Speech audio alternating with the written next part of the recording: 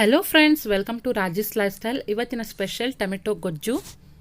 Tomato ತುಂಬಾ ಚೀಪಾಗಿ ಸಿಗ್ತಾ ಇದೆ, ಹಾಗಾಗಿ ನಾನು ಟೊಮೆಟೊ ಗೊಜ್ಜನ್ನ ಯಾವ ರೀತಿ ಸ್ಟೆಪ್ ಬೈ ಸ್ಟೆಪ್ ಮಾಡ್ಕೊಳ್ಳೋದು ಅಂತ ತೋರಿಸ್ತಾ ಇದ್ದೀನಿ. ಎಲ್ಲರಿಗೂ ಇಷ್ಟ ಆಗುವಂಥ ರೆಸಿಪಿ ಇದು. ಅದರಲ್ಲೂ ಚಪಾತಿ ಅನ್ನದ ಜೊತೆ ಅಂತೂ ಒಳ್ಳೆ ಕಾಂಬಿನೇಷನ್. ಹಾಗೆಯೇ ವಿಡಿಯೋನ ಸ್ಕಿಪ್ ಮಾಡದೆ ಪೂರ್ತಿಯಾಗಿ ನೋಡಿ. ಚಾನಲ್ನ ಸಬ್ಸ್ಕ್ರೈಬ್ ಮಾಡ್ಕೊಂಡಿಲ್ಲ ಅಂದರೆ ಸಬ್ಸ್ಕ್ರೈಬ್ ಮಾಡಿಕೊಂಡು ನೋಡಿ, ಸಪೋರ್ಟ್ ಮಾಡಿ. ವಿಡಿಯೋ ಇಷ್ಟ ಆದರೆ ಲೈಕ್ ಮಾಡಿ, ಹಾಗೆ ನಿಮ್ಮ ಅನಿಸಿಕೆಗಳನ್ನ ಕಮೆಂಟ್ ಮುಖಾಂತರ ತಿಳಿಸಿ. ಈಗ ನಾನು ಹೇಗೆ ಮಾಡೋದಂತ ತೋರಿಸ್ತೀನಿ, ಬನ್ನಿ. ಮೊದಲಿಗೆ ನಾನಿಲ್ಲಿ ಒಂದು ಪಾತ್ರೆನ ಬಿಸಿಗೆ ಇಟ್ಕೊಂಡಿದ್ದೀನಿ. ಪಾತ್ರೆ ಬಿಸಿ ಆದ ನಂತರ ಇಲ್ಲಿ ಒಂದು 4 ಟೇಬಲ್ ಸ್ಪೂನಷ್ಟು ಎಣ್ಣೆ ಹಾಕ್ಕೊಳ್ತಾ ಇದ್ದೀನಿ. ಟೊಮೆಟೊ ಗೊಜ್ಜಿಗೆ ಸ್ವಲ್ಪ ಎಣ್ಣೆ ಹೆಚ್ಚಿಗೆ ಹಾಕ್ಕೊಂಡ್ರೆ ತುಂಬ ಟೇಸ್ಟಾಗಿರುತ್ತೆ. ಸೊ ಇಲ್ಲಿ ಎಣ್ಣೆ ಕಾದಿದೆ. ಇವಾಗ ನಾನಿಲ್ಲಿ ಸಾಸಿವೆನ ಹಾಕ್ತಾ ಇದ್ದೀನಿ. ಸಾಸಿವೆ ಚಿಟಪಟ ಅಂತ ಸಿಡಿದ ನಂತರ ಫ್ರೆಶ್ ಆಗಿರುವಂಥ ಕರ್ಬೇವಿನ ಸೊಪ್ಪನ್ನ ಒಂದು 3ರಿಂದ 4 ಎಸಳು ಹಾಕ್ತಾ ಇದ್ದೀನಿ. ತುಂಬ ಫ್ರೆಶ್ ಆಗಿರೋದಿದ್ರೆ ತುಂಬ ಚೆನ್ನಾಗಿರುತ್ತೆ. ಇದು ಚೆನ್ನಾಗಿ ಸಿಡಿಬೇಕು. ಅಂದರೆ ಈಗ ಇದಕ್ಕೆ ಜಟ್ಟಿಟ್ಕೊಂಡಿರುವಂಥ ಒಂದು 3 ಗಡ್ಡೆಯಷ್ಟು ಬೆಳ್ಳುಳ್ಳಿ ಹಾಕ್ಕೊಂಡಿದ್ದೀನಿ. ಬೆಳ್ಳುಳ್ಳಿನೂ ಅಷ್ಟೇ ಹೆಚ್ಚಿಗೆ ಹಾಕಿದ್ರೆ ತುಂಬ ಚೆನ್ನಾಗಿರುತ್ತೆ. ಸ್ವಲ್ಪ ಕ್ರಷ್ ಮಾಡಿ ಹಾಕ್ಕೊಳ್ಳಿ. ಇದಕ್ಕೆ ನಾನು ಹೆಚ್ಚಿಟ್ಕೊಂಡಿರುವಂಥ ಒಂದು 4 ಮೀಡಿಯಮ್ ಸೈಜ್ ಈರುಳ್ಳಿನ ಹಾಕ್ತಾ ಇದ್ದೀನಿ. ನಾನು ಈ ಥರ ಸಣ್ಣಕ್ಕೆ ಹೆಚ್ಕೊಂಡಿದ್ದೀನಿ. ನೀವು ಬೇಕಂದರೆ ಉದ್ದ ಕೂಡ ಹಚ್ಕೊಂಡು ಹಾಕ್ಕೊಬೋದು. ಈರುಳ್ಳಿ ಹೆಚ್ಚಿಗೆ ಹಾಕಿದಷ್ಟು ಟೊಮೆಟೊ ಗೊಜ್ಜು ತುಂಬ ಚೆನ್ನಾಗಿರುತ್ತೆ. ಹಾಕ್ಕೊಳ್ಬೇಕು. ನಾನಿಲ್ಲಿ 1.5 ಸ್ಪೂನಷ್ಟು ಉಪ್ಪು ಹಾಕ್ಕೊಳ್ತಾ ಇದ್ದೀನಿ.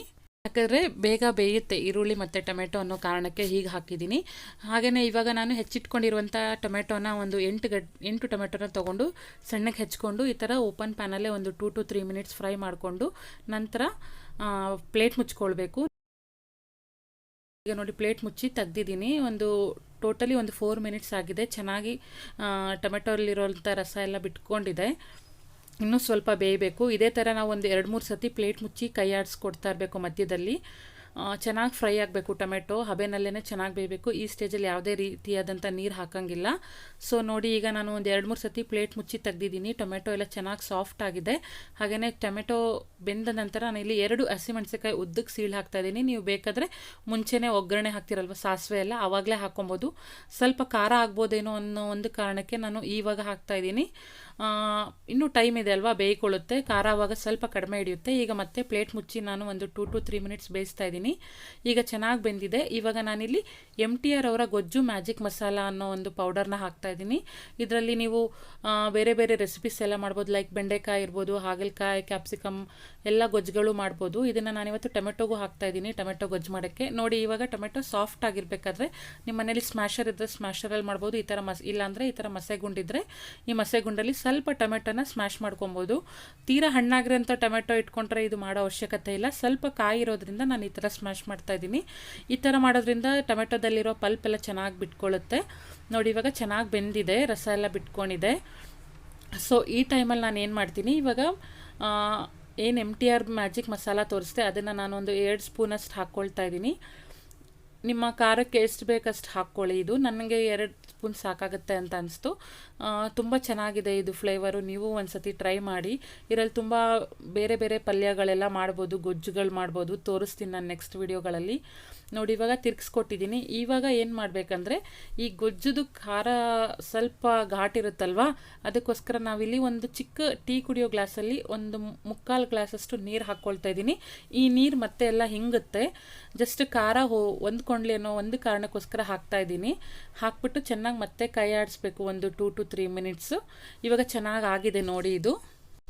ಈಗ ಗೊಜ್ಜು ಪರ್ಫೆಕ್ಟಾಗಿ ಬೆಂದಿದೆ. ಈ ಸ್ಟೇಜಲ್ಲಿ ನಾವು ಹೆಚ್ಚಿಟ್ಕೊಂಡಿರುವಂಥ ಕೊತ್ತಂಬರಿ ಸೊಪ್ಪನ್ನು ಉದುರಿಸ್ತಾ ಇದ್ದೀನಿ. ಸಣ್ಣಗೆ ಹೆಚ್ಕೊಂಡು ಹಾಕ್ಕೊಂಡ್ರೆ ತುಂಬ ಟೇಸ್ಟ್ ಆಗಿರುತ್ತೆ.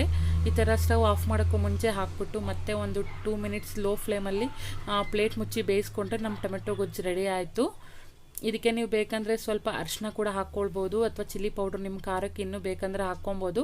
ಬಟ್ ಈ MTR ಮ್ಯಾಜಿಕ್ ಮಸಾಲದಲ್ಲಿ ಏನಿದೆ, ಕರೆಕ್ಟಾಗಿದೆ ಖಾರ ಹದ ಎಲ್ಲನೂ ತುಂಬ ಚೆನ್ನಾಗಿ ಬರುತ್ತೆ. ನಿಮ್ಗೇನಾದ್ರು ಎಕ್ಸ್ಟ್ರಾ ಸ್ಪೈಸಸ್ ಬೇಕಂದರೆ ಹಾಕ್ಕೊಬೋದು, ಚಿಲ್ಲಿ ಪೌಡ್ರ್ ಎಲ್ಲನೂ. ನೋಡ್ತಾ ಇದ್ದೀರಲ್ಲ, ತುಂಬ ಸಖತ್ತಾಗಿದೆ. ಕಲರ್ ಕೂಡ ನೋಡಿ ಎಷ್ಟು ಚೆನ್ನಾಗಿದೆ. ಮಕ್ಳಿಗಂತೂ ತುಂಬ ಇಷ್ಟ ಆಗುತ್ತೆ. ಇದಂತೂ ಚಪಾತಿ ಜೊತೆ, ರೊಟ್ಟಿ ಜೊತೆ ಒಳ್ಳೆ ಕಾಂಬಿನೇಷನ್. ನಾನಿವತ್ತು ಮನೇಲಿ ಅನ್ನಕ್ಕೆ ಮಾಡಿದ್ದೀನಿ.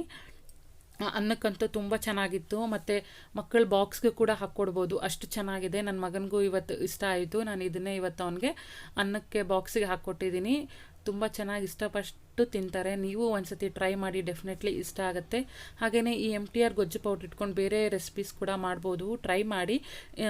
ಪ್ಯಾಕೆಟ್ ಹಿಂದೆ ಕೂಡ ನಿಮಗೆ ರೆಸಿಪಿ ಡೀಟೇಲ್ಸ್ ಕೂಡ ಕೊಟ್ಟಿರ್ತಾರೆ, ನೀವು ಒನ್ಸ್ ಟ್ರೈ ಮಾಡಿ, ಖಂಡಿತ ಇಷ್ಟಪಡ್ತೀರಾ ಅಂತ ಹೇಳ್ತಾ ಮತ್ತೆ ಮುಂದಿನ ವಿಡಿಯೋದಲ್ಲಿ ಇನ್ನೊಂದು ರೆಸಿಪಿ ಜೊತೆ ಬರ್ತೀನಿ. ಅಲ್ಲಿವರೆಗೂ ಧನ್ಯವಾದಗಳು.